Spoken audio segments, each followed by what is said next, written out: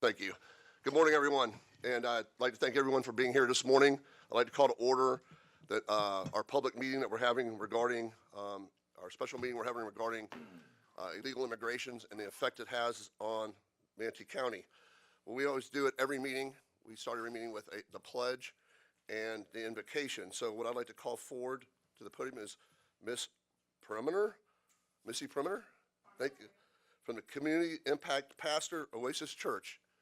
Thank you very much. And I'd like to ask Commissioner Bearden, Marine Corps veteran Commissioner Bearden, if he would do the pledge.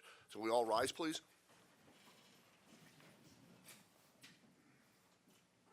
Lord, we thank you so much for today. We thank you for this beautiful county we get to live in. We thank you that we all have a voice to be able to speak this morning. I pray just for wisdom in this room. I pray that your presence is here and that you continue to guide conversations and lead us to the best choices to make this the place that you want it to be. We thank you for all of our leaders that have a heart to see these people in this community cared for, and I pray that your presence is made known in this room today. In Jesus' name we pray, amen.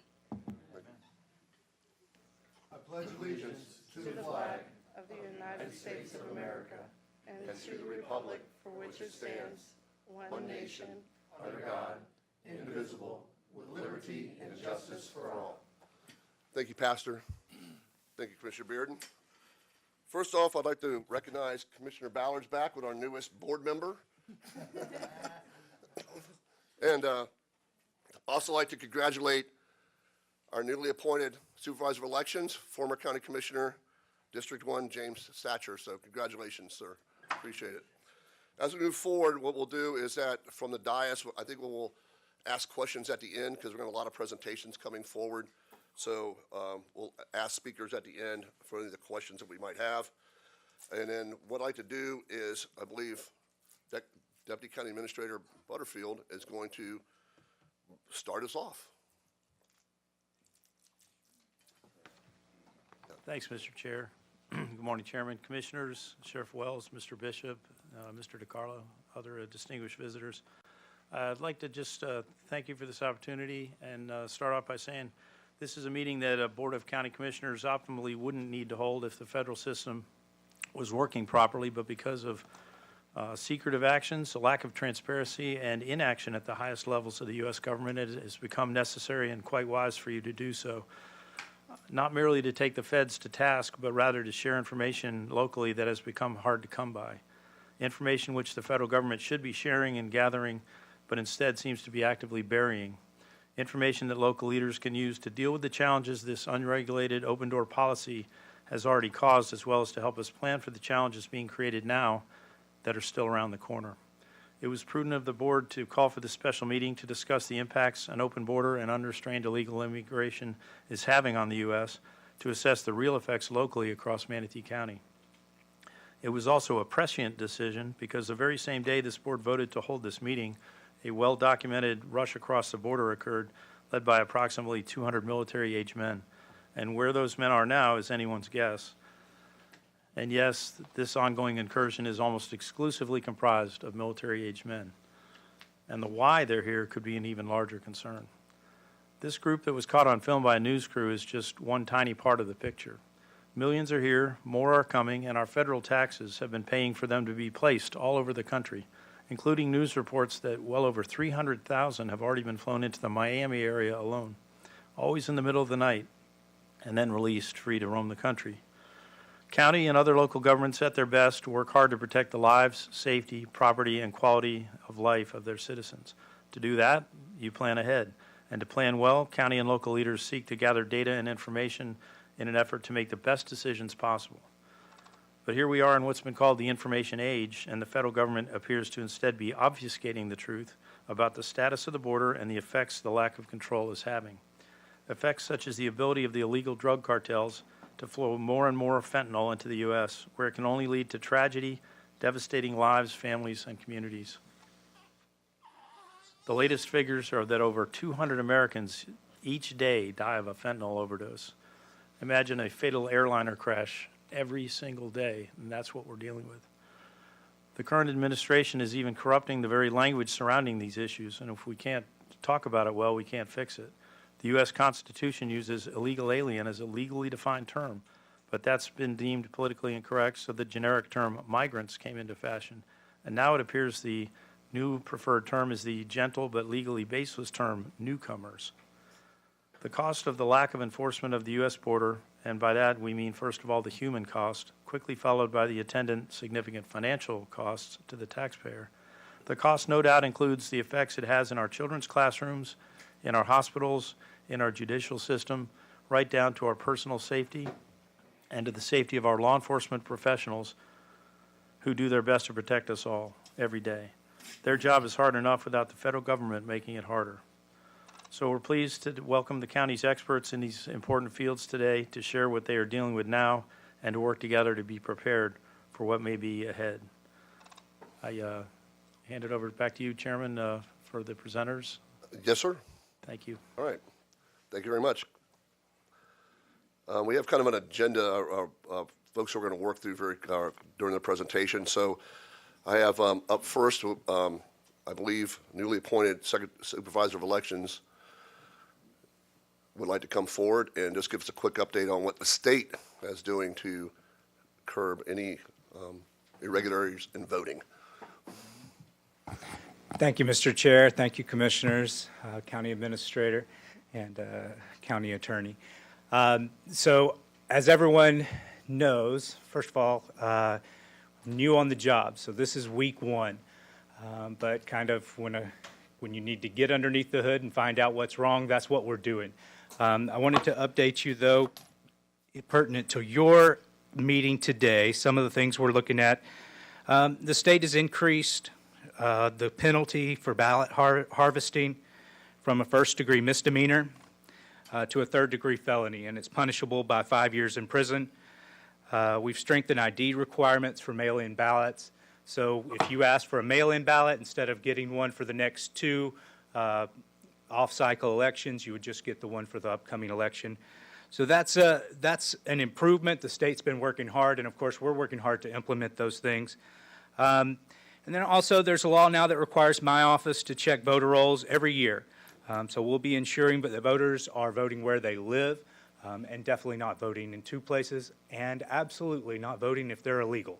And I think you know me well enough to know that if anything changes, as far as if the feds, if some rogue administration were to try to get us to take or accept illegal aliens voting, I'd go to prison before we would accept those votes. It's not going to happen on my watch or your watch either. I know that. You know, we do have technology needs. There's no doubt about that. In day one, just being faced with that there at the office, and this is not to say anything negative about the people, a lot of great, hardworking people there, staff, but one person left on Friday of his own accord and took all the passwords with him and refused to give them to our technology department when we called and asked for the passwords. So to the IT, you know and I know that we need to go to a new level at the Supervisor of Elections office. That's not the way we need to be running things in Manatee County. So we're working on that. And obviously, I am hoping and looking forward to and confident that you'll be a partner in that as the body that approves our budget at the Supervisor of Elections office. So we're going to have some needs. They're going to come up quick as we have this presidential. This is a very important election coming up. And so we're going to have to be able to staff to go to the next level. I know just talking to other Supervisor of Elections in other counties, there is voter security technology that we do not have and are not implementing currently. And it is valuable and it works. It's a good product. We're going to go out there and get it. And I'm, like I said, I'm confident with this board being here that you'll be able to back me as we do that. Nothing more important than election integrity moving forward. So I want to thank you all for your support. And with that, I'm going to go get back to work, but I want to say thank you to each of you. Thank you. Thank you, sir. Appreciate you. Thank you. Up next, what we'd like to call forward is for our CEO of Manatee Memorial Hospital, Tom McDougall, if you could come up and just give us a briefing on what that impact of this is having on the hospital system here in Manatee County. Sure. Thank you very much. I appreciate the time this morning, and wanted to welcome the newest young version of Commissioner Ballard. I didn't know the seat was going to be filled so quickly. Appreciate your time. As you've already alluded to, the crisis of the illegal aliens coming into our community is growing rapidly. We are seeing it on the forefront with the healthcare sector. I'm going to speak today on behalf of Manatee Memorial Hospital, but I'm quite confident you would hear a lot of the same data from other healthcare organizations in our community, whether it was MCR, one of the other hospitals in Centerstone, or Blake. Lakewood Ranch is seeing it as well. So just wanted to provide some data, and I assume this information, I don't know if these, there you go. Yeah, very good. Just give you a feel for the scope of our organization. Manatee Memorial is by far the largest healthcare organization in Manatee County. We're also one of the largest employers, and I think that's why we're seeing so much of an impact in our organization compared to others.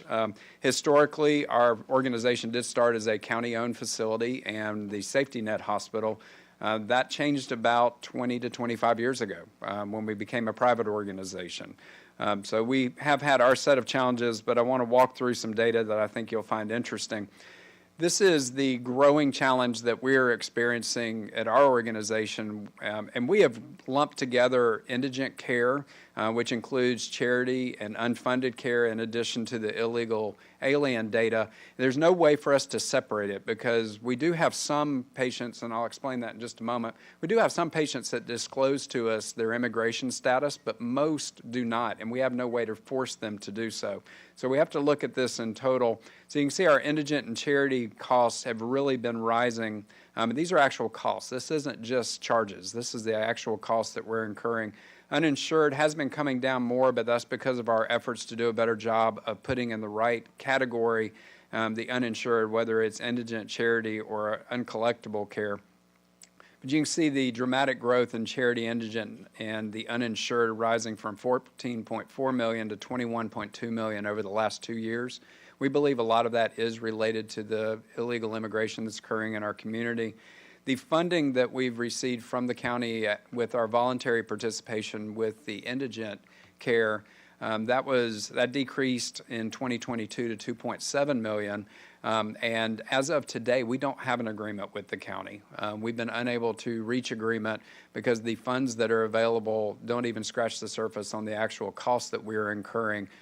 So we are still trying to work that out. But you can tell from the deficit, even assuming some amount of funding from the county, we're still over $20 million short on the care that we're providing. Let's talk a little bit about what data is available from the state of Florida. This is directly from myflorida.com and is state-level data. It's a little bit hard to read, but you can see pretty clearly that there are 4 or 5 counties that either are red or have a red tint. Manatee County is one of those counties. We've experienced a dramatic growth in the increase in illegal aliens that are coming into our community. And taking a little closer look at that, this is data, again, from the state that is showing that the cost for the illegal alien healthcare services that are being received now is in excess of $12.4 million per year. And obviously that spreads out across a lot of different organizations, but the 577 admissions and the 3,582 ER visits, keep in mind, these are only patients that admit that they are here illegally. So I'm going to show you a little bit more data specific to our organization. State Bill 1718 was implemented last year, which requires healthcare organizations such as Manatee Memorial to request patients to disclose their status, whether or not they're a citizen. This is our actual data that we were able to collect. And this is really just July through December. The July date is when we were required to start asking this question. So 6% of our ER visits, or 4,428 patients between that time period, admitted that they were here illegally. Another 1% refused to answer the question. We have no way to verify any of this data, so being conservative, we believe the number's double. It may be triple. And so if we assume 12%, that means we had over 9,000 ER visits for that 6-month period that are people that are here illegally. That's a significant portion, and it represents almost 10% of our ER volumes. So it is a very high number. Just the cost of that care alone for those patients that said they were here illegally is exceeding $4 million a year. We don't get paid for that care. So it is a growing problem. Another piece of this puzzle, and I've spoken with a lot of you over the past year about this, is dialysis care. We currently have about 21 patients that come to our emergency department and they need dialysis care. They have no other source of receiving dialysis care. These are chronic patients that need treatment either 2 or 3 times a year, or two or three times a week. So 252 treatments. Our actual cost was almost $1 million. There's no funding for this. And keep in mind, this is only our facility. So the other hospitals and other healthcare organizations in our community, we believe that this number exceeds $2 million a year. So that's another piece of this puzzle. The last piece is something that we don't talk about enough, I believe, is what's referred to as Good County. So there's 2 components to this. We Care Manatee is an organization that raises funds on a charitable basis and pays physicians for care. Good County is what we previously were contracting to provide, and we did a deep dive on this data from 2023. Keep in mind that we received about $2.7 million for participating. Our actual costs were almost $9 million for this care. We performed 462 procedures at a cost of more than $1.3 million. Admissions, another $4.5 million, 444 admissions.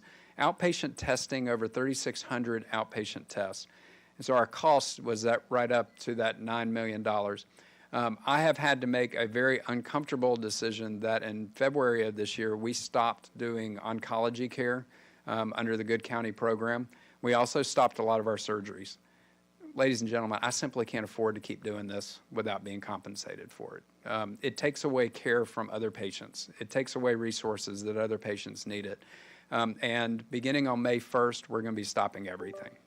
So GI procedures as well as outpatient testing. We no longer can do this on an elective basis without having funding for it. It's just become really unruly. So just to give you a quick summary of what I've shared with you, emergency care, about $8 million a year is our shortfall at this time. The dialysis care, $1 million for our facility. Good County program is close to $9 million. So we are short almost $18 million. I have included the funding that we had in 2023. Again, we've not reached agreement. I'm hopeful that we'll be able to do that. I've been working with Charlie and Courtney on that, but I'm hoping we can reach an agreement to offset some of these. But I know that you are aware of these problems. I value that each of you have taken the time to reach out to me and discuss these things. I value that you've introduced and asked me to come speak on this, because obviously you are not trying to ignore the problem. You want to help come up with some solutions to the problem. And our county is fortunate to have you interested in helping solve this. We are always available at your disposal to assist in any way that you need. I'd be happy to answer any questions that you might have. Being that CEO McDougal has to leave here right after this to another meeting, I'm going to let it go ahead. Does anybody have any questions of the CEO? Are we going on the board and stuff? Yeah, I wasn't on the board, and I don't know that I have questions, just other than a statement to say thank you for coming up here. I think, you and I have talked, and I know you've talked to other commissioners as well, about your needs and about your costs. I've not seen such a comprehensive, visual of what your costs are and what the impact is until today. So I just want to thank you for coming forward and sharing all this. There are challenges because Manitou Memorial is a for-profit, so we're trying to work through that because we do not want to see the citizens of this county lose care options within the county.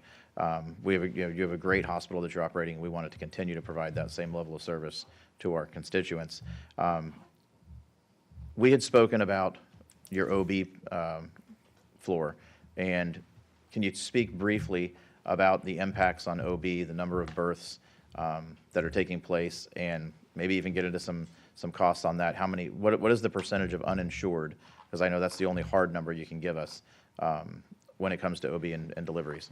Yeah, as we had discussed before, we've been in the obstetrics business ever since the inception of the hospital, so over 70 years. We're very committed to that program. We have had to look very closely at it because we deliver close to 2,000 babies a year, and more than 80% of those are Medicaid.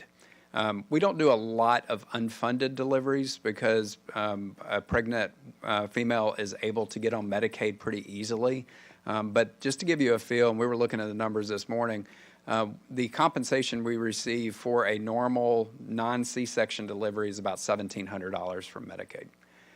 If we receive compensation from or reimbursement from Blue Cross or one of the commercial insurers, it's between $3,500 and $4,000 a delivery. So it's approximately half, and over 80% of our deliveries are Medicaid. So it has created a lot of challenges. We remain committed to the program, but it has become extremely difficult to fund. And we're working very diligently and very hard to make sure we continue to be available for all of the mothers in our community.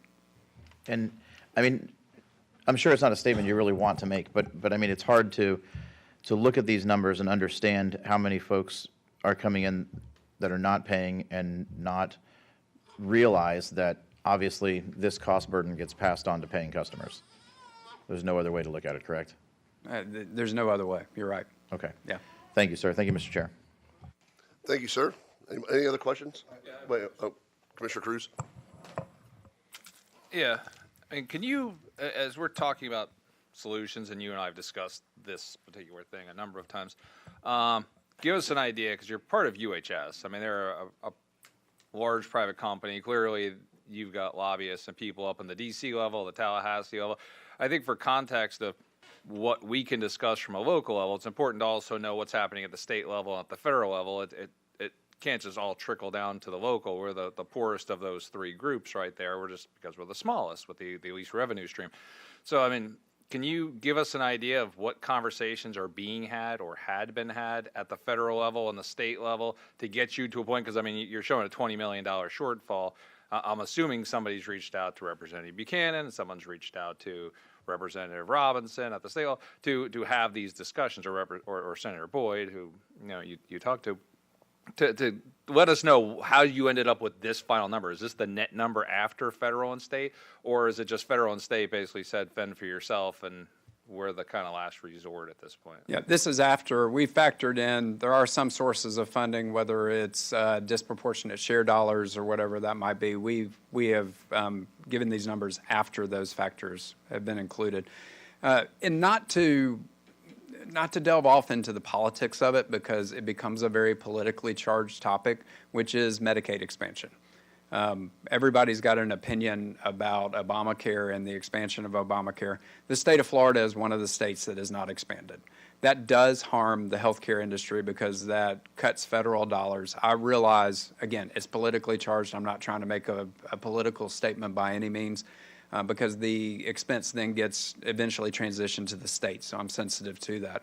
But it does create challenges in the state of Florida because we don't have those funds available.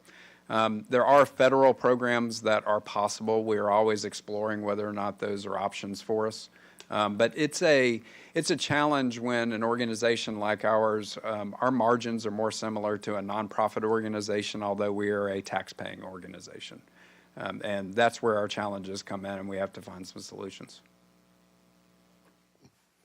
Commissioner Beard? Well, I appreciate you coming up and giving us that presentation.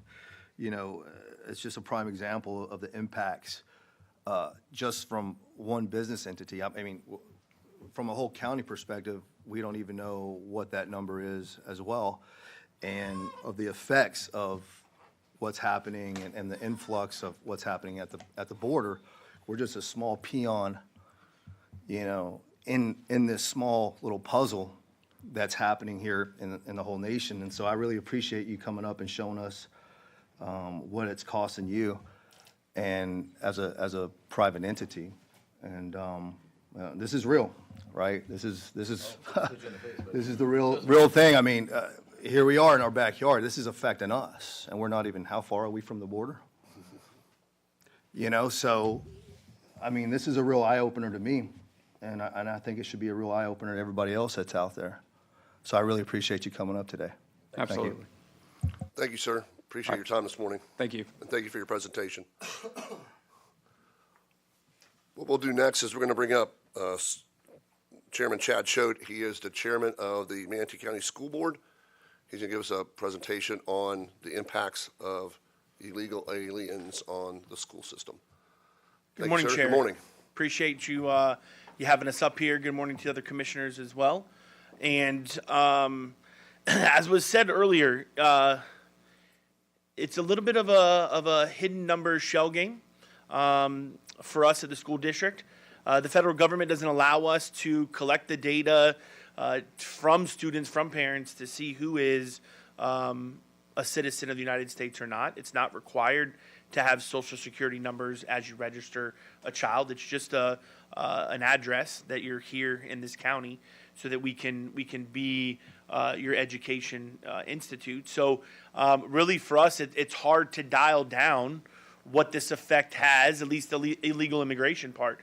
But what is not hard to find is what causes of ELL, English language learners, and ESOL has on our teachers, on our faculties, on our staffs, et cetera. So just giving you a little bit of numbers of what we have from and what we see from the school district standpoint.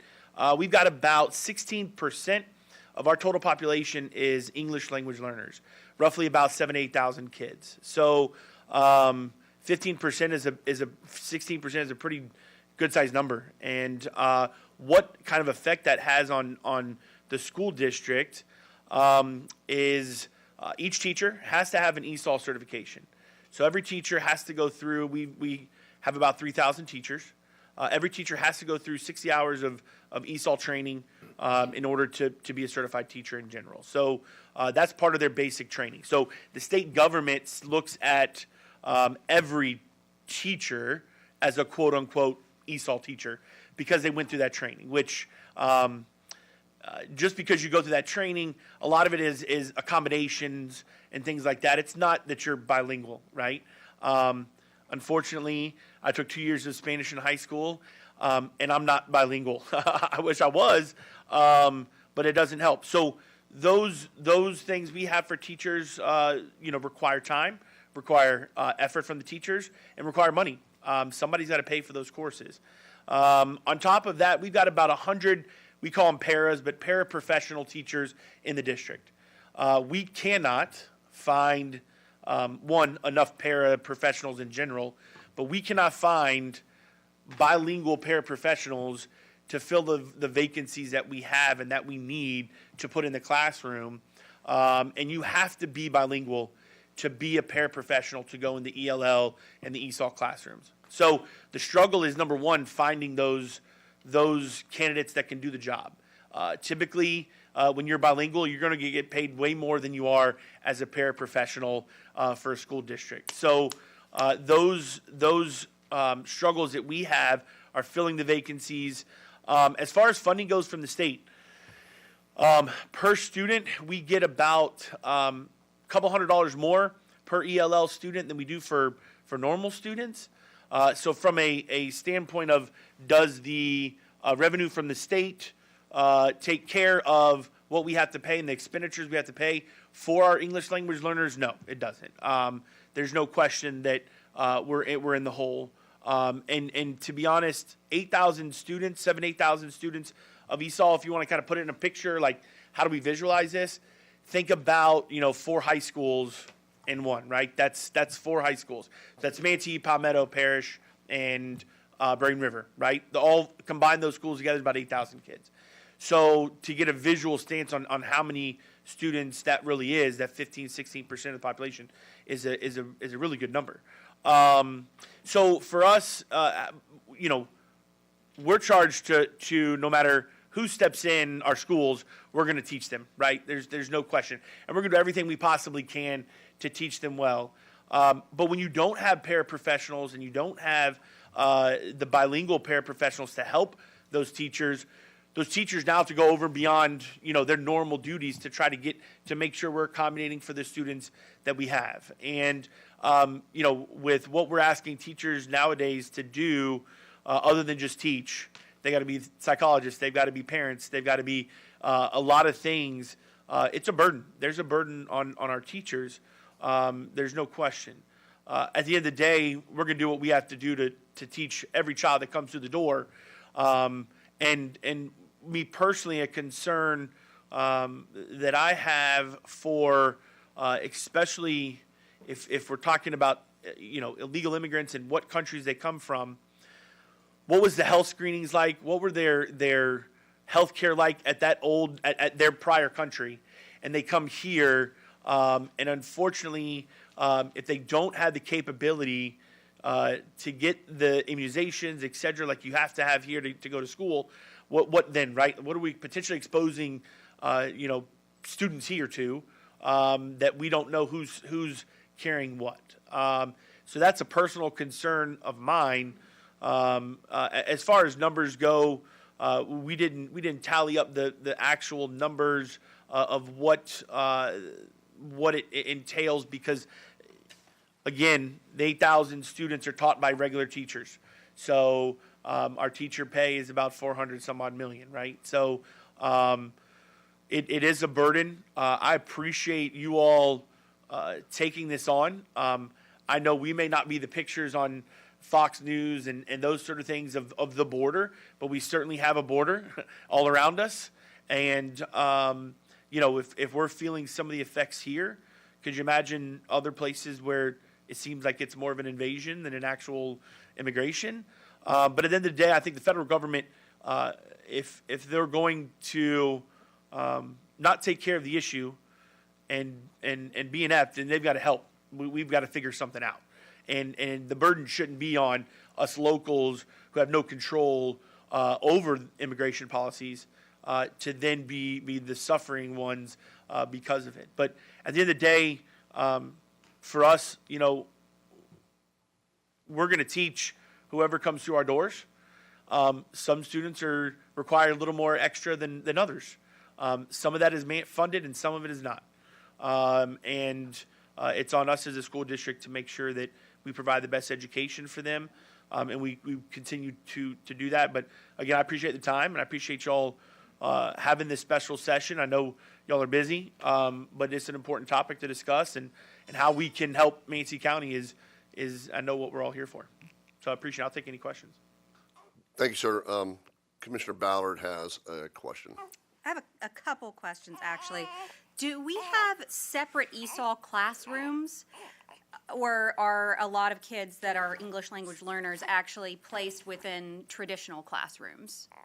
So depending on the school, a little bit of both, because populations obviously vary from school to school. But we do have some dual language classes that are taught both English and Spanish throughout the day. But it's not if you're asking if it's a completely different school or classrooms, no. Okay, and so for those dual language classrooms, people opt into those, right? They can, yes. Okay, but for I guess for a classroom that is kind of integrating English language learners with traditional students, do we have any way to measure the impact of what that's doing to kids learning?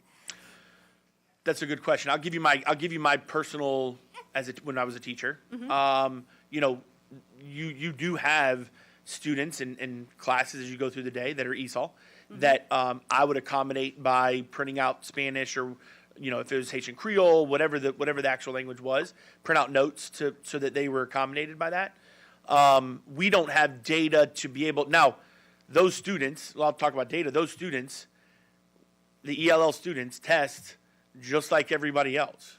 Right. So in the overall data, when you look at reading scores, math scores, science scores, et cetera, those students are being tested just like everybody else. But there's no data to break down. I mean, I'm sure we could potentially break down by race, et cetera, if we got into the nitty gritty of our data, but we don't have that readily available Sure. to be able to say. And then one of the things that you mentioned that I thought was really interesting was, immunizations and health and things like that. Do we have I know that typically you have to provide those records and have to be seen by a doctor or pediatrician before you can enroll in school. Do we have a mechanism to keep kids out of school until they, provide immunization records or the, religious exemptions? Great question. I don't know if we can actually say, no, you can't come through our doors. Okay. Because there are the exemptions. I mean, that's been a topic for a long, long time. Right. I've got 2 kids. You're holding one now. Always talked about immunization and should we not, but we do require it. But where would those students go get it if they were illegal immigrants or immigrants in general? They're going to come to the county facilities, right? That just adds more burden. But no, I don't think we could legally say, no, you can't come to the doors. Okay. And then. But that is a question I can verify Okay. and get back to you. Okay. And then for kids who are potentially coming from other places, do we have any way of verifying who their parents or guardians are, whether the folks that they're staying with are actually their parents or family members? Or because I've heard some concerns about kids being, trafficked, forced into, labor or even, God forbid, sex trafficking. I mean, the only proof we have, is an enrolling parent, so to speak, or guardian. But there is no form of, if I came in to enroll a student, well, there may be different. I mean, if I came in and enroll a student, I'm sure they're going to ask me, "Is this your son or whatever?" And I'm going to say, "No, I'm a guardian," and Right. they may ask for my paperwork from law. Are we doing that with everybody? I don't know I don't know the answer to that. Okay. Because if they can't provide it, they can't provide it. Right. But we're not going to turn around that kid and say, "No, you can't come into school today." Right. So there is that balance, right? But going back to your original question about, is it just a parent? No, I mean, it doesn't have to be, quote unquote, a parent that enrolls. Right. And you don't have to be staying with a parent at an address. I mean, you could be living with aunt, uncle, Sure. et cetera, Sure. at an address. Typically for us, that's because the federal government's telling us we can't take we can only do what we can do. And so Right. so that's where we're kind of limited on that. But no, they don't have to show proof that I'm your parent. Okay. Yeah. I think that's all that I've got. Thank you so much. And I know that those were kind of That's okay. surprising questions, but That's okay. And if we get any verification that I'm wrong, which I've been one time wrong in my life, we'll get it back to you guys for sure on some of that. Because some of those questions, yeah. Commissioner Van Osbridge. Choate and I have a lot in common. Always confident, often wrong. Yes. And hairline. And the hairline, yes. The forehead that's a 6 head. So first of all, I just want to point out the compassion and just the first, 2 long presenters here, and the last 2 presenters, Manitou Memorial and the school district. Manitou Memorial, our doors are open to everyone. We will treat everyone no matter what. Doesn't mean there aren't issues and problems that they're facing. Chairman Choate's comment, essentially alluding to that education, equal access to education is a fundamental right in this country, and he said our doors are open to everyone. We'll educate every child. That's super compassionate, great to hear that's who's running these organizations.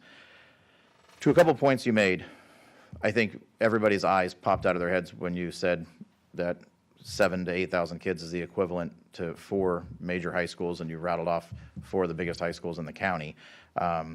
So just to give us some idea of numbers, how many teachers in a large high school like Braden River or Manatee? Yeah, roughly about 200. 200 teachers. 180 to 200 teachers. The last high school you built was Parish. What was the cost of Parish? At that time, roughly right about 100 million. 100 million to build one high school. Okay. And I'll give you a future cost. So we're looking at potentially having to have another one out east. Okay. And we're probably budgeting somewhere between 175 million to 200 million due to price and the inflation and Yeah. et cetera. Okay.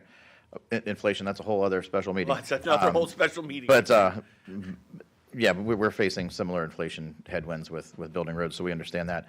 I appreciate that. I just wanted to get some, sort of numbers on this. Even at previous costs, you're looking at 100 million to build a high school. You're talking 4 high schools, 200 teachers. in high school, plus, of course, administration staff and, right, Sure. janitorial staff and whatnot, and maintenance. Okay. I really appreciate you coming. Thank you. And I'm sorry that it's another example of can't ask the question, where it's hard to come up with the numbers. As Mr. Butterfield said, he found that theme when setting up speakers to come speak, that virtually all of them sort of sing from the same hymnal. We're restricted from collecting this data in these different ways. So if the data doesn't exist, right, it's hard to prove. So, anyway, thank you, sir. Thank you. Thanks, sir. Commissioner Turner? Yeah, you probably don't have the information, but I was just wondering if we could simplify it. Is there any calculation on what a regular student costs? Like per student, what does it cost to move through the system? So we get base allocation per student from the state is about $8,600. So if we multiply that by 8,000, it's Correct. And so they're going to get a little more, like I said, they're going to get a couple $100 more funding. Right. But inside that base allocation takes into place transportation, their basic, obviously the education portion, et cetera. So it's not all just on the education portion what we get, but we don't get enough funding for our transportation and things like that anyways. But that's a whole nother, how many students are needing to be transported. We transported probably about 15 to 16,000 kids a day. How many of those numbers, it obviously all adds with each other. and I think in the cafeteria there's certain provisions too, right? So cafeteria is all federally funded. Okay. But, there's obviously what we can serve and things like that, of course. Okay. So 8,000 times what? Roughly about 7,000 to 8,000 kids, yeah. 60 million? Does that number sound about right? Yeah, 60 million? yeah, Nice to just put a number on it, Sue. sure, absolutely, Okay. absolutely, Thank you. yeah. Commissioner Cruz? Yeah, just to make sure we're looking at numbers right, because people started talking about numbers. You're what'd you say, 8,000 to 9,000? 7 to 8. 7, 8. Okay, 7, 8,000 kids. That's all kids that have English as a second language, correct? English language learners. So for the right. sake of this discussion, what we're attempting to extrapolate is anyone who speaks English as a second language is inherently an illegal alien. Because otherwise you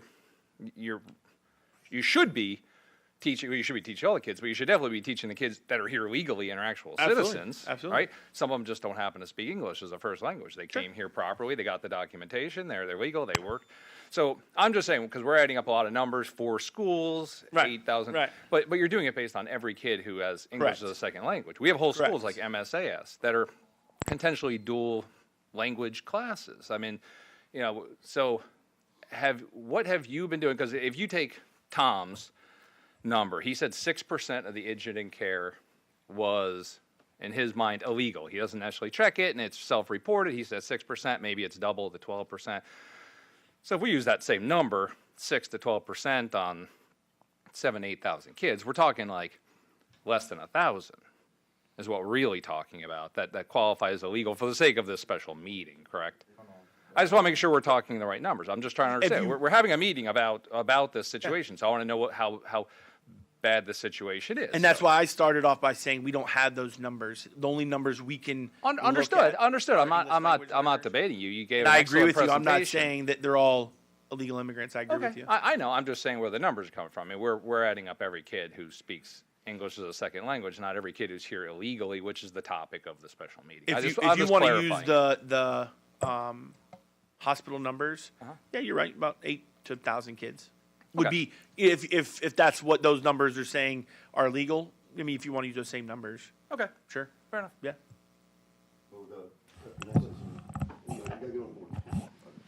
Well, I was just going to be super quick, Mr. Chair, and just say that I think the major differential is that McDougal at Manitou Memorial, he's asking all non-payers, not necessarily English speakers. So that does, Chairman Choate's numbers, it does help sort of narrow the scope a bit. But again, that's kind of the sort of the overriding theme of the day is that the data is not being collected intentionally.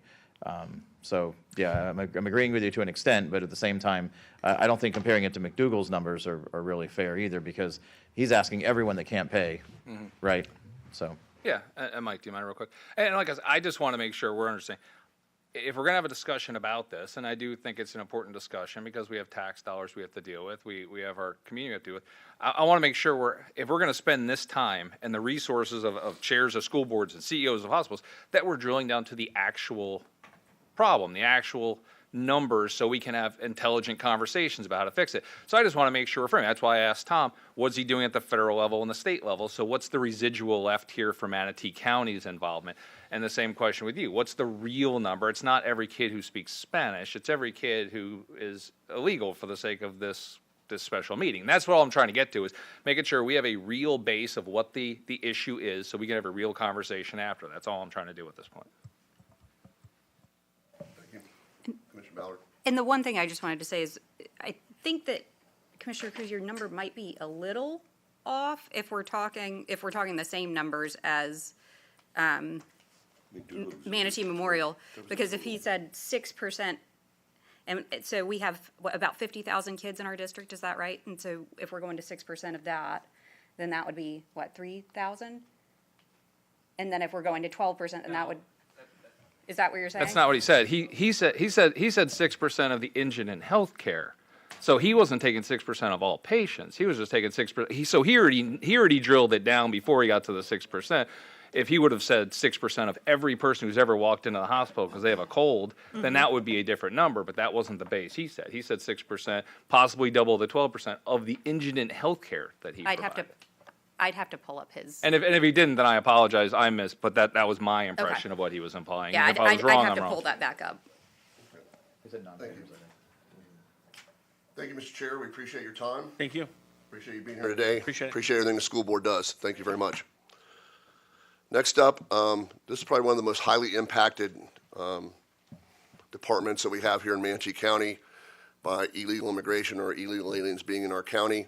What I'd like to call up now is our Sheriff Wells, and he's going to give us a breakdown of the impact that his department feels when we keep getting all these folks in our community.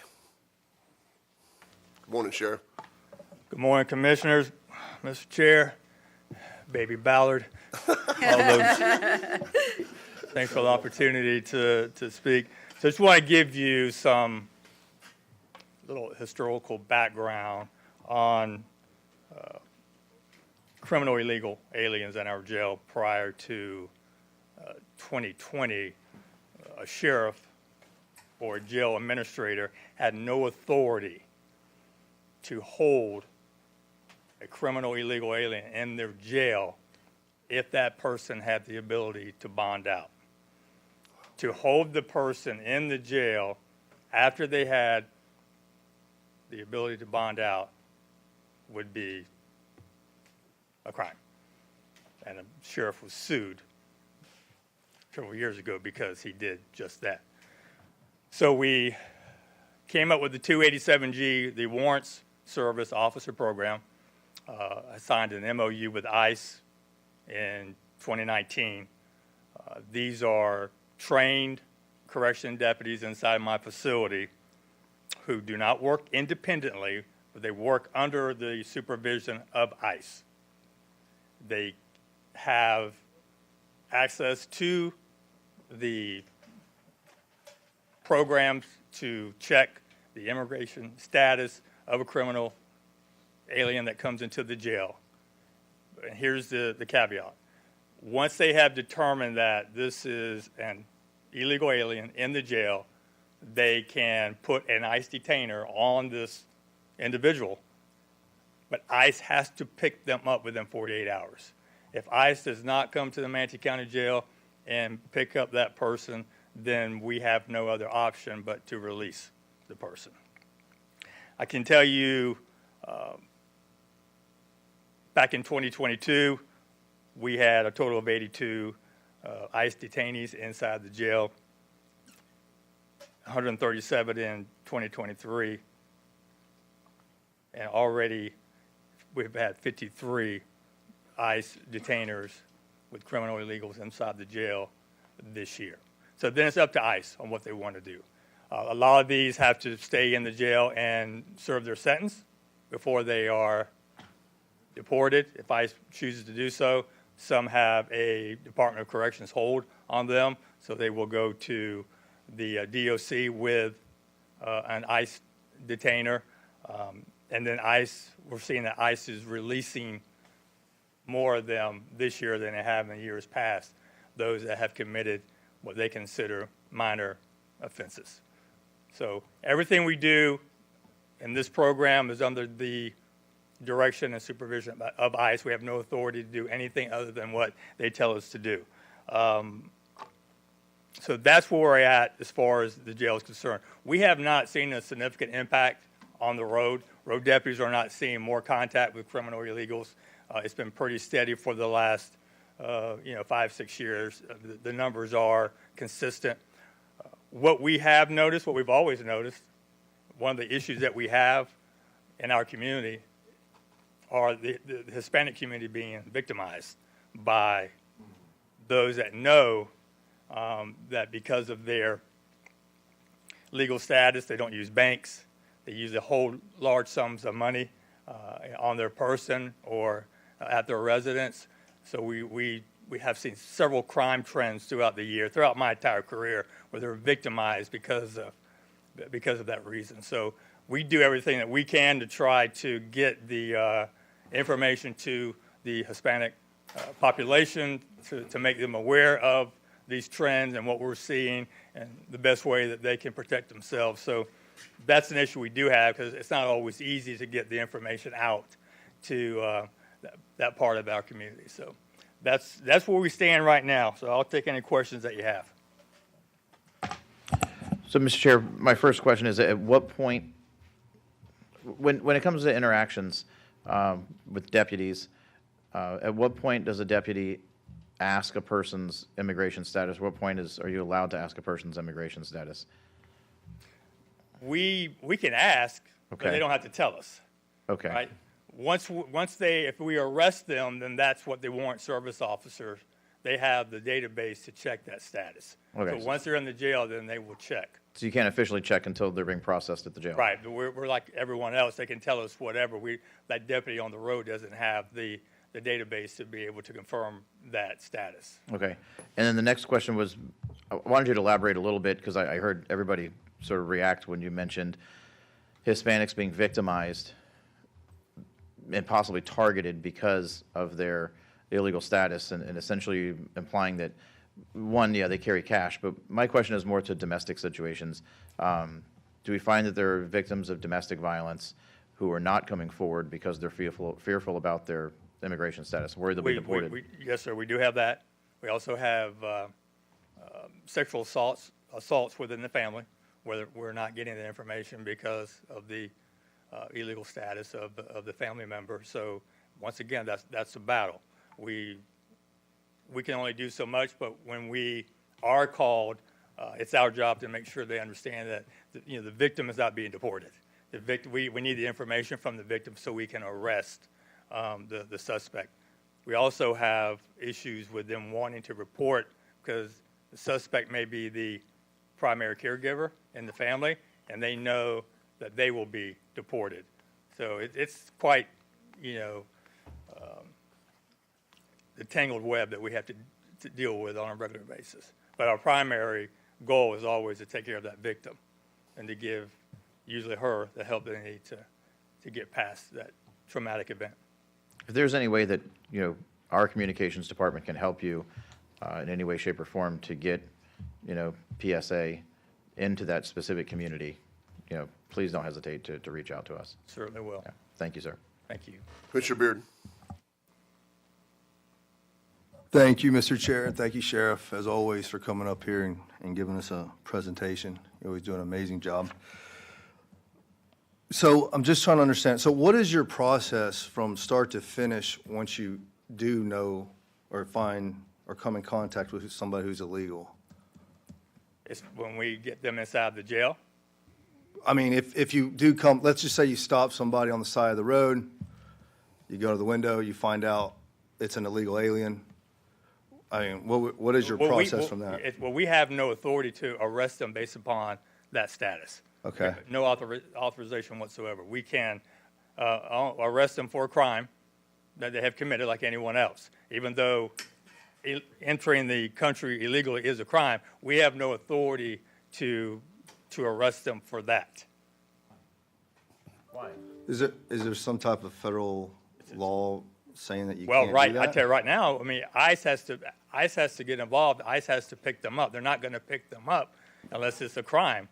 They're not going to. We have crimes that are being committed that are minor, but they are a crime. They are arrested, and ICE will not deport them. They will not pick them up on the detainer. It's gotten worse because ICE right now looks at most of these illegal aliens as not being illegal. They're coming into the country legally.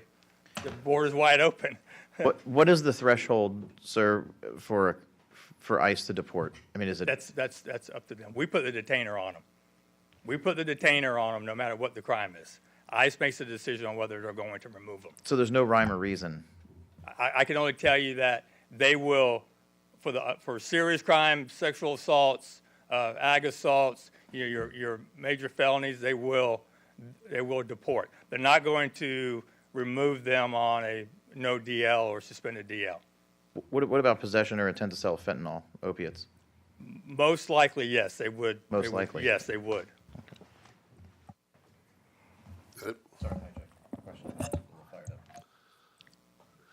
Morning, Sheriff. Morning. A couple quick questions. One, being that we've had this surge across the border and the number that have been dumped into Florida illegally by the federal government, have you seen an increase in our county of human trafficking, increase in fentanyl opiate sales to, or, we talked about the Hispanic community getting abused, and that's pretty much the majority of those type of folks. Are you seeing an increase in human trafficking across the board in our county because of the influx of illegals, or it's pretty much the same as it's always been? It's pretty much been consistent. We have not seen an increase up to this point. It's something that we pay very close attention to with other avenues in the community that help us, that help guide us into locations where human trafficking may be taking place. I'll leave it at that. We have not noticed a huge spike in fentanyl-related overdoses. I've been keeping track of that since 2017. But we also are seeing a more consistent investigative process with arresting those that are selling. Make no mistake about it. Fentanyl in Manatee County comes from the cartel. Yep. The Mexican cartel comes across the border, and then dealers are of every race. And so there's no discrimination there as far as the dealers are white, black, Hispanic, you name it. Okay. One quick question. When you arrest someone, put them in, you put an ICE hold on them. Like last year, of the number of individuals you arrested, and you put a hold on them in ICE, do you know how many were deported? The number of ones you put a hold on? I could tell you that out of the 82 that in 2022, ICE took 48 of them. In 2023, out of the 137 that we detained, ICE took 98 of them. And so far this year, out of the 53, 47 have been released to ICE. We have 38. And you have no idea how many have been deported from ICE? No. They don't report those numbers back to you? No. Saying out of the 43 we took out of your prison system, We 20 can, were deported? yeah, we can only assume once that they remove them, if they take the time to actually want to pick up the detainee, that they are going through the deportation process. But And you said a minute ago, so for minor crimes, the ones you guys pick up, be it shoplifting, whatever it is, if it's a minor crime, you're pouring them to ICE. Even though they've committed a crime in Manatee County, ICE goes, that's not a big deal. Well, just let them go. Let them go commit more crimes in your community. right, unless there's there has to be some other factors. Maybe they had been deported once before, and so there was or maybe there was a prior deportation order on them. But if they first-time offender, they committed a misdemeanor, most likely they're not going to remove them. Okay.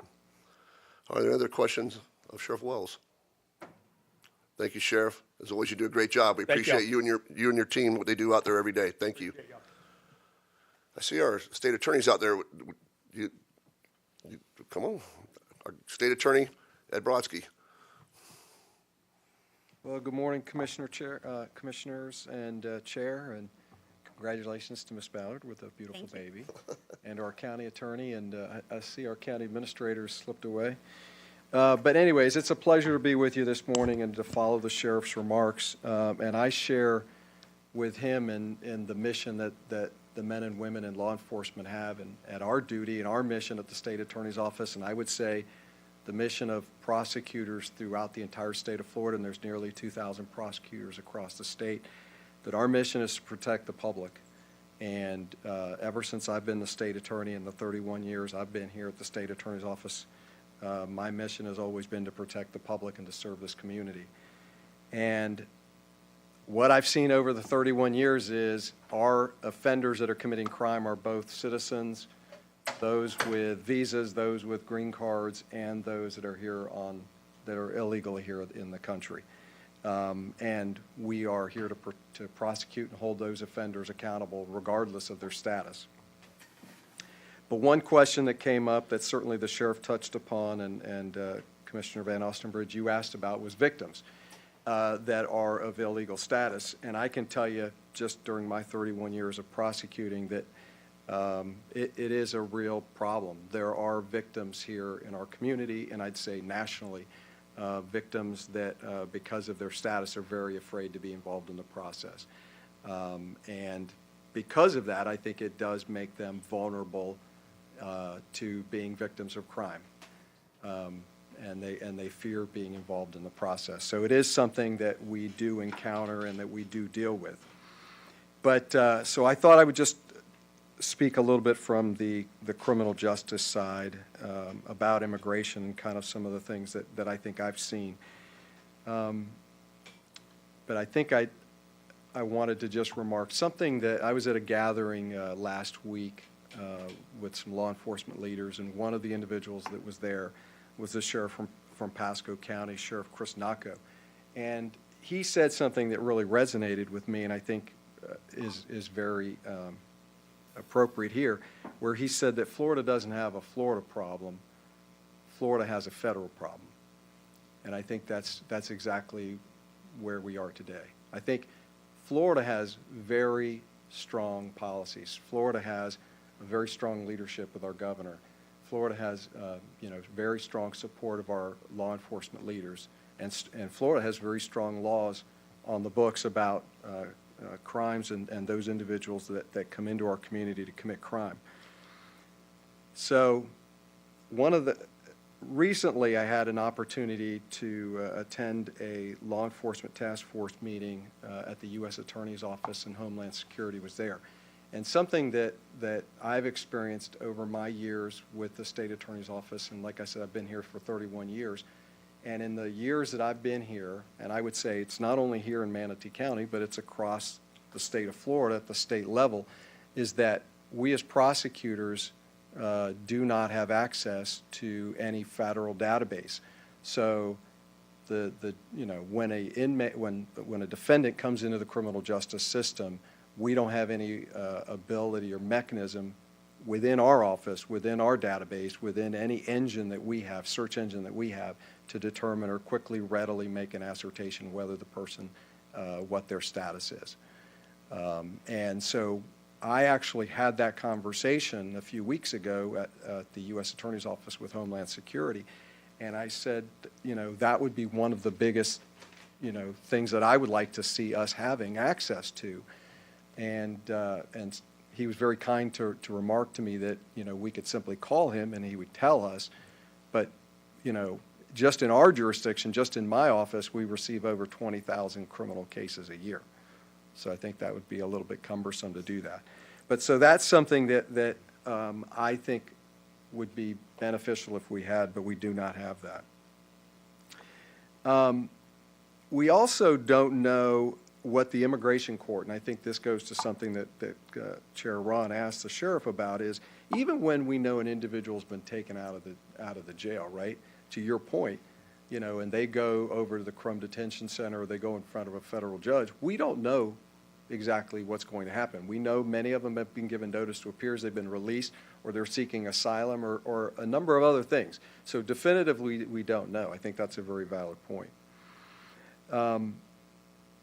The other thing that many people don't know, and I actually had this raised against me previously in some campaign by somebody who had no, appropriate knowledge about this issue, but we don't have the ability, kind of like you asked the sheriff, what's his ability and what's his authorization to arrest somebody when they determine that they're an illegal out on the road. Well, even if we find out and we know and we're informed that the individual is an illegal alien, as part of my sentence, as part of my negotiation with that defendant to hold him accountable for the crime, I cannot ask the judge across the street over here in state court, and none of us can across the state of Florida. We don't have the authority to ask the state judge to, as a condition or as a portion of a sentence, that he must be deported, right? That is a federal immigration issue, and as a state court, we don't have that authority, and the judges don't have that authority either.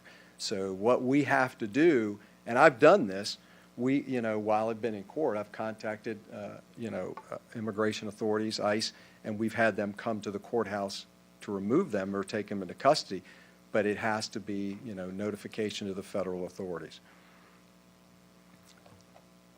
The other thing, and I think this goes to a question that Commissioner Van Ostenbridge, you asked about, regarding guidelines.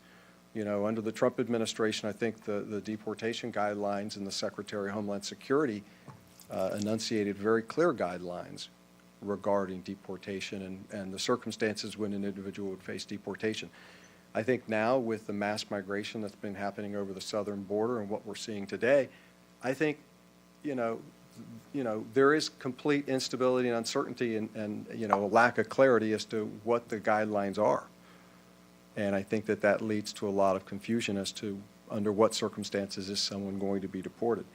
And that's why I think, as the sheriff indicated, sometimes we just don't know if ICE is going to actually come and detain that person and remove them from the jail within the 48 hours.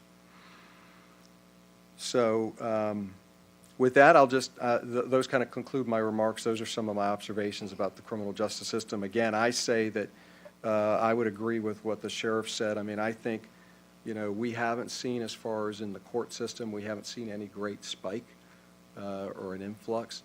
I think that Florida, we're very fortunate because of the governor and I think the strong policies here. I think that this isn't a very climate-inducive environment, so I think that we've been very, Florida's done well. And I think it'll continue to do well under the leadership that we have here. I'll take any questions if there are any. Commissioner Ballard. So one thing that you mentioned was the issue with victimization and people being unwilling or scared to come forward when they've been victims of crimes. And I think I know the answer to this, but I'm guessing that actually makes it quite difficult for you to effectively prosecute crimes at times. Is that correct? It does make it difficult, and, they are sometimes very often concerned about that issue, and they would rather deal with the crime that they've been a victim of than possibly face deportation and lose their livelihood or their family situation. So it is very difficult, and not always. I think, I think Commissioner Cruz talked about not everyone that speaks Spanish is here illegally, which I think is a very valid point. But obviously, one of the things that we do have a very large Spanish-speaking population here. It's very important for me to have Spanish-speaking attorneys and staff to assist a lot of our victims and stuff. But yes, I think that, so in addition to their status, I think sometimes language barriers are also make it difficult for victims with the process that they're undergoing. Thank you. Morning, sir. Real quick question. So it sounds like what comes down from the Justice Department, rolls down to you, is that ICE has a threshold for what is a crime and what really is a crime for deportation, correct? Yes, sir. So like the sheriff said, if a guy gets popped for shoplifting, we're probably not going to come down and in 48 hours he gets put back out into the streets. So I guess for ICE, murder's a bad thing. So what happens to our population here is that the sheriff picks somebody up, they commit a crime, and they're pushed back out on the street within 48 hours. Whereas if it's a citizen, they're going to stay in the sheriff's jail until you prosecute and put them in a further on in jail that goes down a system. So it's a two-tiered system then, correct? So we can't let people out in 48 hours because they're, for whatever reason, let's say bond out or whatever. But so I'm trying to understand what's ICE and the Justice Department's position is let them go and put them back out in the streets, or I think, I mean- I think regretfully so. I think that they've made a determination that they're not going to enact any deportation procedures, and therefore they're asking the sheriff to release them, which puts them right back on the street, as you've indicated. so that makes it tough for your office, not only for the sheriff, but for your office, that normally would be a crime for me. Sure. It makes it tough to prosecute. Right, it puts them back on the street, and I think it subjects them to, being rearrested, re-victimizing other victims in our community. All right. Thank you, sir. Commissioner Van Ostenbridge. Thank you, sir. Thank you, Mr. Chair. I assume that the issue with victims coming forward is like, and I know this is like pulling a thread, right? Ricky sit here and talk about problem after problem after problem, that, the blowback on this and unintended consequences. But what about witnesses coming forward to speak, particularly within the Hispanic community? Because your office is prosecuting, you need witnesses to come forward and testify and whatnot. Does it create a barrier there as well? Do you find witnesses that are unwilling to come forward and speak because they're concerned about their status? Yes. Yeah. Yes, it impacts them just the same. Okay. Sex trafficking, it's our first meeting without Commissioner Satcher. I know if he was here, that's exactly what he'd be zeroed in on. So when it comes to sex trafficking, are we finding, I'm not sure the exact percentage of the population of Manatee County that's, has an illegal alien status, but is there a disproportionate number? Would that number be higher when it comes to victims of sex trafficking? Or do you know that? It's interesting because we've had a few cases dealing with human sex trafficking. We work closely, very closely. We run a Tyler Court program here that deals with human trafficking and prostitution. We work with the men that are, soliciting the women. And so we've had a few cases here in our jurisdiction, but nothing that I would say that makes me specifically, at least in our region, say that it's more predominantly Hispanic or illegal status. Good. That's good to hear. All right. Thank you, sir. Thank you, sir. Commissioner Turner. Yeah, so in a nutshell, regular crime, we have the autonomy statewide, countywide. We have local authority to make those decisions, correct? A regular crime. In what manner? In any crime. What the distinction I'm trying to make is illegal alien, they're here, it's a crime to be here to start off with, and you do not have the autonomy, neither does the sheriff, to make that decision. That's a federal decision. Yes, sir. Whereas any other crime, Right. we have local authority. I just want to make that clear for constituents. Yep. Thank you, sir. Commissioner Cruz. Yeah, it seems like from both you and Sheriff Wells that there's no spike in crime, but where there is a noticeable spike in crime, it's a crime against illegals coming in because of fear of coming forward or fear of being witnessed. So it's kind of a two-part question. One, if somebody does come forward either to report a crime, because we do want to take the bad people off the street, so we want them to report those crimes, or be a witness, do they have immunity if they come forward? Like, could they have comfort that if they come forward to help us arrest bad people that are human trafficking, murdering people, selling fentanyl, that they can actually walk back out of there and not have ICE come pick them up? And the second part of that question is, if they do, are we making a proactive attempt at letting them know that? I mean, are we hitting up the Spanish-speaking churches and places like that, and making that a more public thing for everyone, again, to encourage people to report the crimes and be witnesses where it benefits us? I think that's a great point, and I think that, more public awareness about that issue is important. And there is a procedure under federal law that does allow for a victim of crime to receive some protection while they're a victim of having reported a victim. So it protects their status and protects them from removal while they're a victim of crime.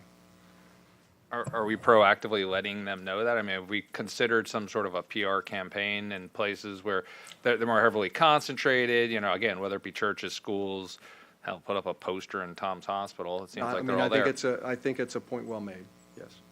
All right. You good, sir? Thank you.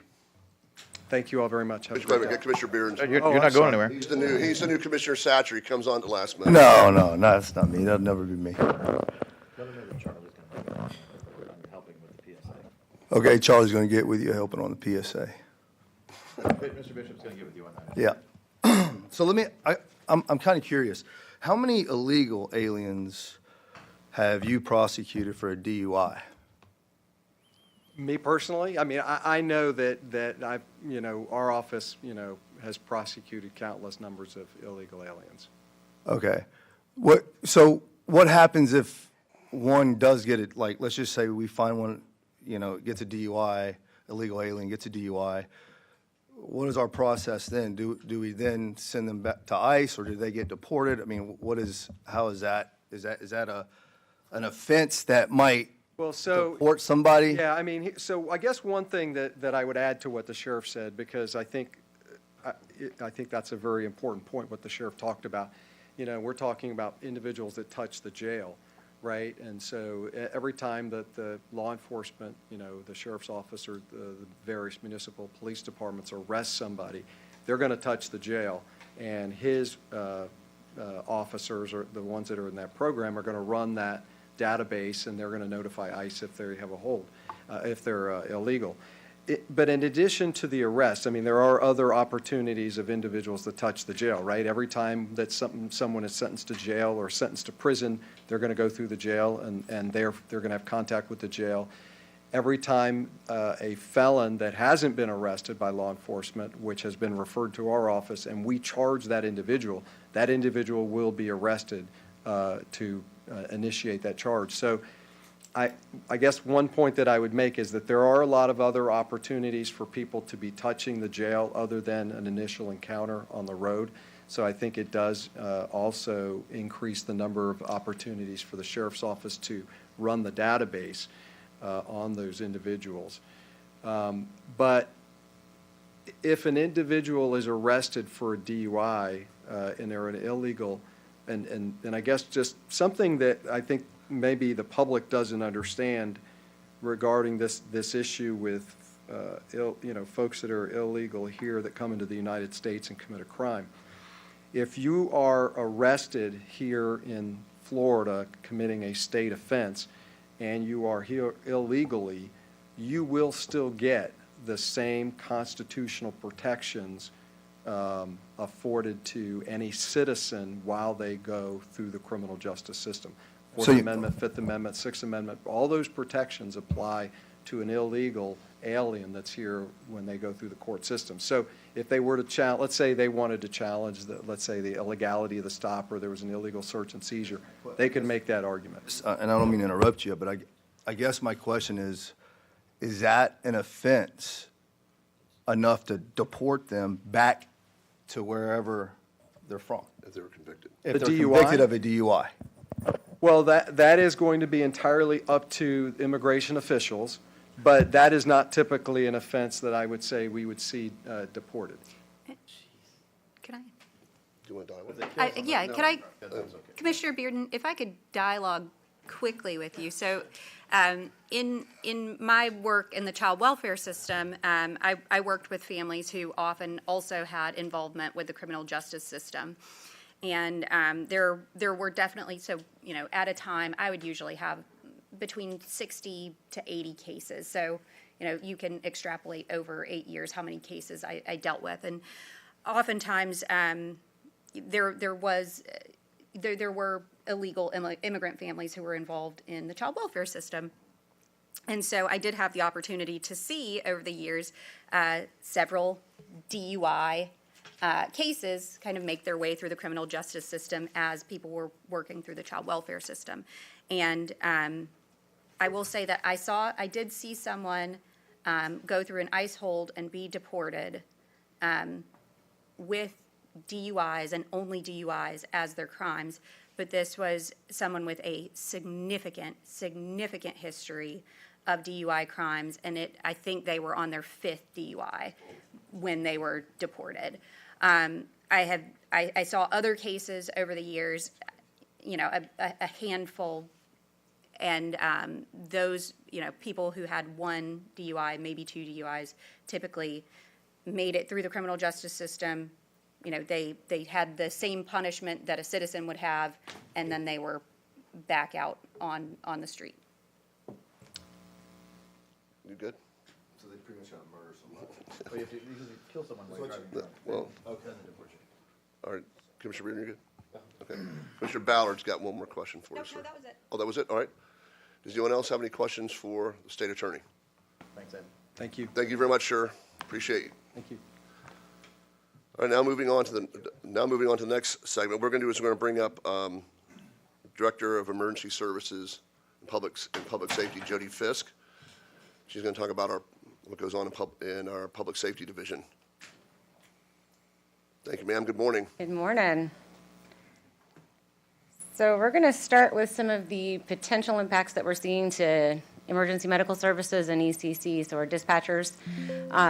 Certainly seeing an increased demand for emergency services that are not necessarily emergent, so calls that would typically be referred over to maybe a telehealth or sent to an urgent care. You will see the 911 calls because it is just easier access to get from point A to point B, so get to the hospital. Hang on for a second. Hey, State Attorney, excuse me, Oh. Mr. State Attorney? Ed, can you and the gentleman, if you guys want to talk, be more than welcome to talk out in the lobby. Thank you, sir. So we'll also see language barriers, and in some cases, some cultural barriers. So it doesn't necessarily impact the level of service. It impacts the length of time that they're spending on the 911 call or out in the field for emergency services. And definitely seeing a more diverse need for different types of healthcare in the field. So when we talk about injuries that are sustained during displacement, we're not necessarily seeing what they would see down in the Keys, where they're seeing those direct landings from the boat. So it's the immediate injuries. The injuries that are seen a little bit further up the coast and inland tend to be a little more serious because they may have gone untreated, or they may just require a higher level of care than they would if it's something that had been treated right away. Also, there's a higher risk for exposure to highly infectious diseases, just due to the overcrowding in some of the conditions, whether they be living or transport for how individuals got here. And again, we see the increased need in 911 for translator services. Again, doesn't impact the level of service that you receive, but it does lengthen the amount of time just with the translation that's needed. So if we can go to the next slide. And I'm blind, so I'm using this screen. Impacts of some of the county healthcare infrastructure. Mr. McDougall did speak about this a little bit, talking about resource allocation. Where are we taking everybody? What's going to be the most adequate services? 911. The ambulances will not drop you at an urgent care. They take you to an emergency room. So it's just an additional strain. The integration of specialized healthcare services within the infrastructure. Need for traumatic injury, mental health, and then again, the access to interpreters and that service. Sometimes it is a phone call, it could be a FaceTime, but in most cases, it will be requested that it's an in-person that comes to do the translation, so it is faster on site. Really, I think what we're going to ultimately end up seeing is kind of a need for more community and government collaboration and cooperation with committees or task forces that kind of come together, because this is not just a public safety or law enforcement or healthcare. It's a need for everyone to kind of come together to the table to discuss where are the impacts that we're seeing, what are the needs that we're seeing, and how can we better provide those across the county for all the residents in the county, not just one specific demographic that might be being impacted more than another. So before I move on to the fentanyl-specific information, are there any questions about EMS or ECC? I do have a question. As much as like the sheriff can't ask, the school board can't ask, does our EMS, or do you guys just pick the person up, they're hurt, throw them in the back of an ambulance, and take them to the Manatee Memorial? Correct. That's it? Yeah, Okay. they're not going to ask Status or? status or anything like that. Okay. All right, that was my question. All right, carry on. Okay, so moving on to some of the information specific to fentanyl. Just some real quick, it is a synthetic opioid, 100 times more powerful than morphine and 50 times more potent than heroin. So obviously far more dangerous than just those other two individual drugs. Between 2020 and 2021, overdose deaths increased 22%, and in 2021, it's about 71,000 drug overdose deaths involve synthetic opioids. So it's a pretty wide spectrum for what that is, but we do know that fentanyl does play a significant role. And between the ages of 18 and 45, that was the #1 cause of death in Americans. So this is just a quick graph. You can see really starting in about 2015 is when you started to see that spike in overdose deaths. There are other drugs that are listed there, but you can see that the synthetic opioids really is the primary force behind it. So it's been touched on, talking about the origin of fentanyl. I do want to be clear, EMS does not trace the origin of any of the drugs, and we simply treat the effects of. So Mexico and China are the primary sources. This data is really coming at a national level. At a local level, we don't necessarily test every single substance that causes every single overdose. So it is more of a national level that we are looking at.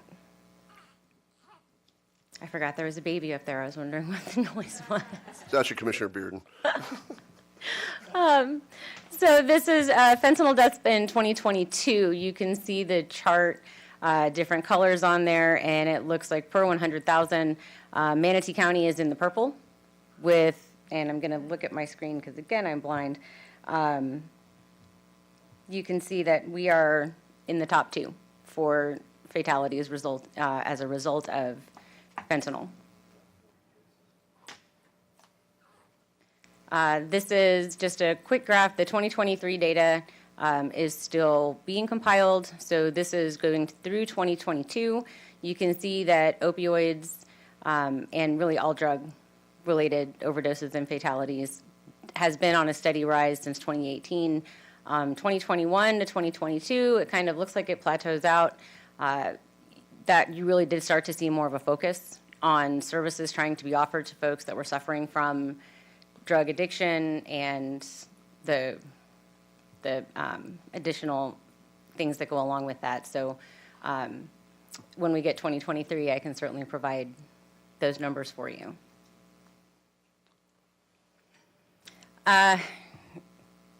Touching on the hospital, I didn't want to get too into Mr. McDougall's lane.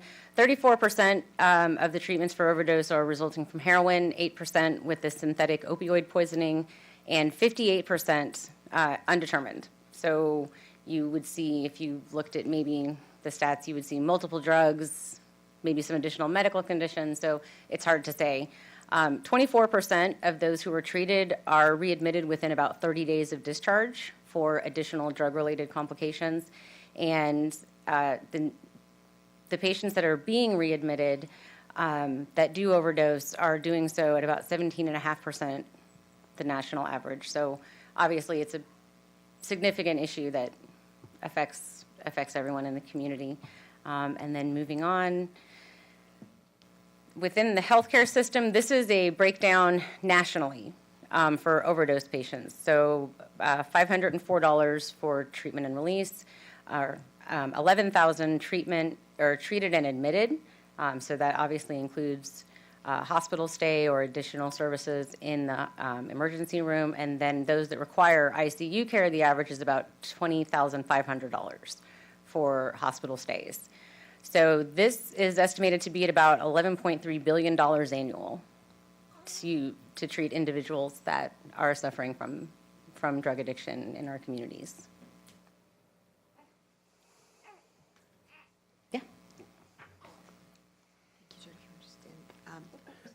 Courtney DePaul, Deputy County Administrator. Good morning. I wanted to add a couple other things that we had discussed. If we can go back to that last slide. I know we had talked about the care. So care for opioid addicted persons is incredibly expensive. And one of the things that we lack in the county is a long-term recovery solution. We have Centerstone that does a phenomenal job with short-term recovery. But, it would be interesting, obviously, to talk to Centerstone about what their impacts are here. But it is incredibly expensive. As many people know, and I apologize, we didn't have time to add this to the slides, we did receive $38 million in the opioid settlement funds. There's still a little bit more to come or expected to come. That being said, it doesn't even touch the amount of money that we're spending annually on treating these types of individuals. And so this is a problem that is going to continue to get worse. We're doing a lot, and we're looking at options with the county administrator and with the board. But this is definitely going to continue to be an issue. So I just wanted to highlight the importance of this slide because this will continue to get more expensive. Thank you. Director, I got a quick question for you. Your chart showed the nice colored chart, the purple, the orange, the reds, all that kind of stuff, showed us, significantly high in fentanyl fatalities. Do you know where we actually compare by number, say, Manatee County to a Lee County or to a Palm Beach or something like that county as far as our number of fentanyl? Because we know fentanyl's where it's coming from. It's coming over the border. The open border policies allowing rampant drugs to roll into our country, being made in China or Mexico. They're being rolled here. And they're getting to our county, and it's getting all across the state of Florida because there's only a couple that are actually in the white. But do you know our number compared to another county, like to a county of our approximate size, as far as fentanyl overdoses? So I don't have that specific number, but just looking at this chart, it's funny you mentioned those counties because you can see Lee County is also in the purple, West Palm Beach, Broward County. So the larger counties obviously are seeing more of an issue. The inland, more rural communities, they're seeing impacts, but they don't have those really condensed areas where it's a high population, availability, accessibility, able to travel to go to get the information or to get the drugs. So truthfully, in these larger counties, you're just seeing it's easier to get from point A to point B to get the drug that you're seeking. Yeah, because most of those, they can go to any street corner and pick it up, and the sheriff can test to that. But I was just wondering where we compared as far as fentanyl overdoses to other counties. Can we get that number at some point? Yeah. Okay. All right. Thank you very much. Wait, I have a Commissioner question. Cruz. Question. Your slide that talked about the cost of caring for OD, it went from like $20,000 all the way down to $500. Right. Have we looked into, or are we doing? Because I know and the reason I think about this is because of the drone thing that we're talking about testing out, where there'll be Narcan on it, and that will help because it's $500 to treat somebody on site. Right. Have we looked at ways of expanding, sort of like we do with defibrillators relative to heart attacks, getting Narcan out to more accessible locations that will allow more patients and OD victims to be treated on site for $500 so they don't get to a point of it being a few minutes and then we have to take them in? Have we looked at that? Are we doing that? So Narcan has actually been made really readily available within the community. If you've been to some of the recent events, they're actually handing it out like free. Like here's Narcan. It's available at CVS. It's available at Walgreens. So you mentioned the drone. That is definitely a pilot program in a smaller area. The idea being that the sooner you get the Narcan on board, the sooner you get the person breathing and they're better. So I think that when you look at that chart, that 500 is that really is into the ER. You're good. You've been seen. You're in and out. That ICU is when you get to those significant overdoses that unresponsive, maybe didn't respond to Narcan right away. Now they're at the hospital. They're being admitted. They have to be treated that way. So, I think that as Narcan has become more and more available, that's a positive. But we will certainly be looking to expand our resources and responses as the future goes on to see how we can make sure it gets out there faster. Gotcha. Good. Thank you. Commissioner Van Ostenbridge. Thank you, Mr. Chair. I guess my question is, because you had mentioned that we don't and we don't test, so we don't have a lot of these figures because we don't test every overdose. Obviously, fatalities, we do. Why don't we test on overdose situations? I mean, it's hard for us to make decisions without data, so why aren't we collecting that data? So I think that would be probably the medical examiner. If the family doesn't want to do an autopsy, the circumstances surrounding it, I can dig into that and see if we can't find out what the standard operating procedure is for overdoses. But it's, for our purposes with the EMS, if they respond to the Narcan, we get them to the hospital. Yeah, with someone who survives, right? So Correct. EMS responds, we give them Narcan, we take them to Blake or Correct. Manatee, but we have no way of knowing what they overdosed on. Right. So, yeah, that wouldn't be something that EMS would be able to facilitate. That would be a hospital function that would need to be doing the lab work and trying to isolate the toxins that were found, what were the drugs, and then releasing a report like that. So I think that would be something to discuss with something maybe like a committee or a task force to say, what is your data showing for that? And then would depend if the person is indigent, is it going to be covered? Is the hospital going to do that? Because that would be an expense to them. Which, takes us back to Manatee Memorial, the guy that was just in, it would be an added cost we'd be passing on to him, the guy that's in here screaming, waving his hands in the air, that this is costing him literally tens of millions of dollars, and it would be an additional cost added to him. Okay, all right, thank you. Thank you. Are there any other questions? Seeing none, thank you very much. Appreciate all the information. Next up, we're going to have speak on the social aspects of it is our Director of Community and Veteran Services, Lita Polo. Thank you, Mr. Chair. Good morning, Commissioners. There is not a lot to add on the social services side yet because, as many of the speakers have said, there's not a lot of data in this area. But we did go out, we pulsed some of our nonprofit partners, particularly Turning Points and the Salvation Army in this case, just to see where they stand as far as documented and undocumented aliens go. And both have seen an increase over the last year and a half in particular within both of those categories. One of the most significant impacts to them is on interpreters. We've talked a lot today about Spanish speakers, and that is a lot of the folks that they're seeing now are native Spanish speakers with limited English capabilities, thus requiring more Spanish interpreters. But a significant one for us in this community is Creole, and the need for Creole interpreters. Turning Points highlighted that one in particular. They've struck up an agreement with the Church of Latter-day Saints to be able to get a Creole interpreter over to their area about once a week to help on intake, to help on things like their food stamp program and new client intake. On the Spanish speaker side in particular, the medical clinic estimates over 50% of their patients are native Spanish speakers. Again, in nature of a medical clinic, being able to go in and really talk to your patients requires a very proficient level of Spanish, and they do have a lot of Spanish speakers at Turning Points, but again, the need continues to increase for that kind of capability. We looked briefly at the state as well. Again, not a lot of specific data. Department of Children and Families area that administers food stamps, cash assistance, medical needy, have seen an uptick in their numbers over the last year. And again, have the same challenges as nonprofits do locally, and being able to man and staff to be able to properly intake the number of people that are coming and looking for the social services. And that's really the extent of what I have for you here today, subject to your questions. Commissioner Van Onsbridge. Yes, sir, thank you. This might even be a better question for the sheriff or for EMS, I don't know, but I'm going to ask you anyway.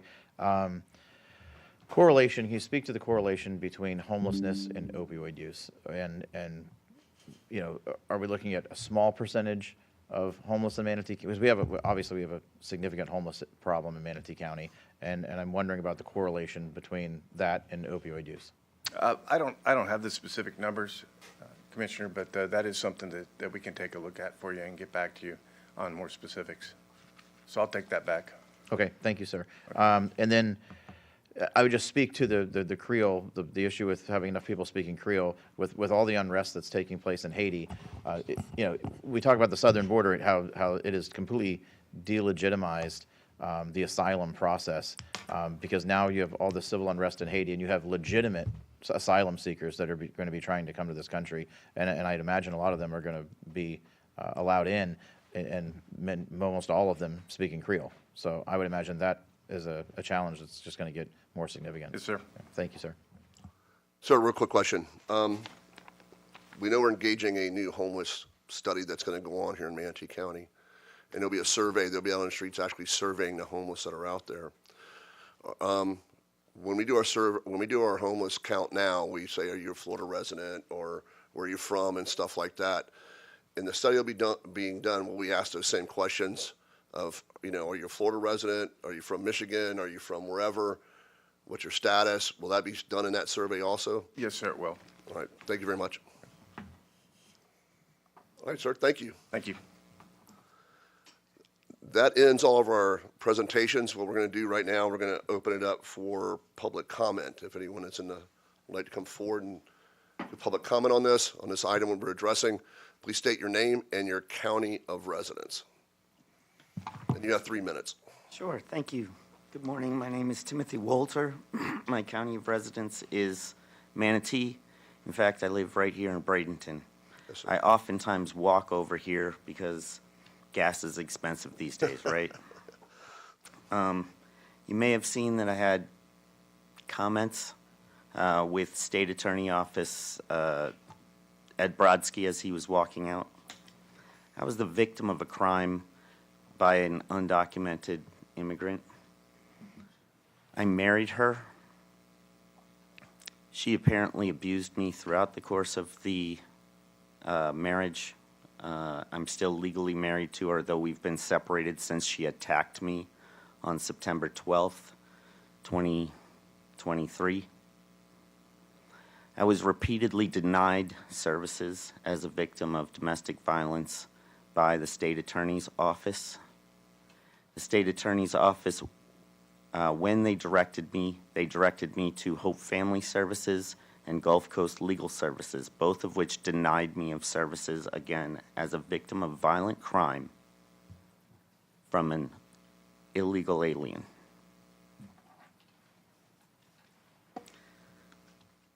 I was then attacked with intentional infliction of emotional distress by a counselor at Centerstone less than a month prior to the trial.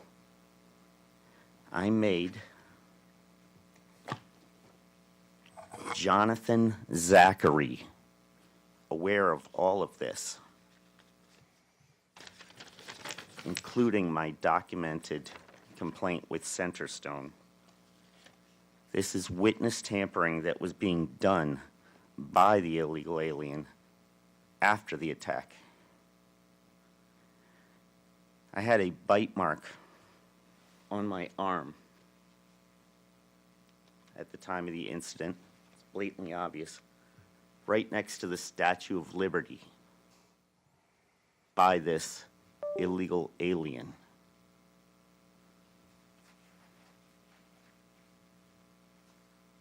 My beard was ripped off in this attack by an illegal alien. The prosecution did not go forward. I was not allowed to testify. His wife. She's was involved illegal. in sex trafficking to bring additional illegal aliens into this country. That's who Ed Brodsky released. She is a violent predator. Yes, sir, I'll give you just a couple more seconds to finish your thought.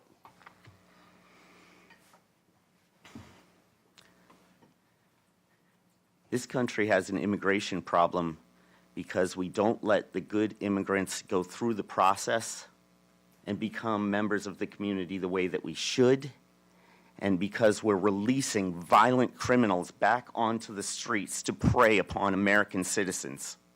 Okay, sir. Sir, we're sorry for you're been a victim of a crime, and we appreciate your comments this morning. Thank you. Is anyone else in the audience like to come forward and make a public comment? Seeing none, I'll go ahead and close public comment. Are there any last remarks by any of the commissioners? Commissioner Van Osterbridge. Yeah, I mean, what I'd like for us to sort of do in closing is, I'm not really looking for any action today unless somebody else is going to recommend some, but I think we should essentially take what we've heard today, sort of digest this, and maybe bring this up, either make it an agenda item at a later meeting or talk with staff individually about, and the county attorney as well, what options do we have? I mean, other than taking taxpayer dollars and further funding organizations in the county. I mean, Mandatory Memorial's up here begging for money, but they're a for-profit organization. You know, we're doing what we can for the sheriff's office, taking care of all of his needs. But a lot of these issues aren't necessarily ours. They're at a higher level. So, you know, what options do we have? Obviously, we can't deport people. We don't have that authority.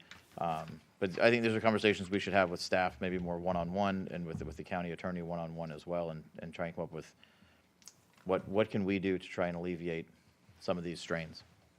Yes, sir.